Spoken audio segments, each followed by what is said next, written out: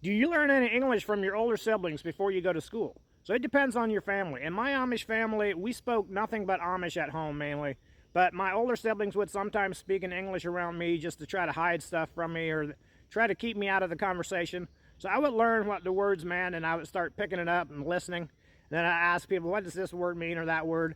And then pretty soon I would get to understand what they were saying.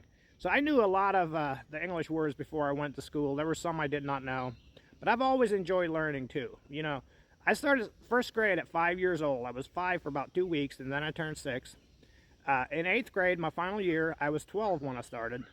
And then I turned 13, and I finished school at 13 years old. And I was completely done with school. At 14, I started my first job.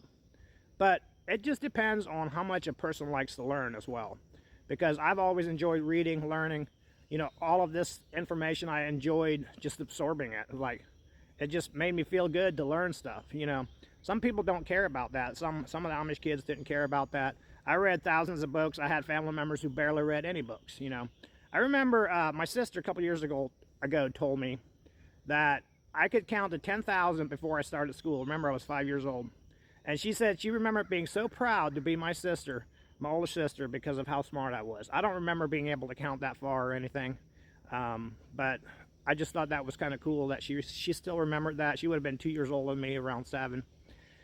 But I think it all just depends on the household, how much English they speak there, and then it depends on the parents as well. You know, some parents might not allow the children to speak much English at all, and others might. God bless you all. Stay safe.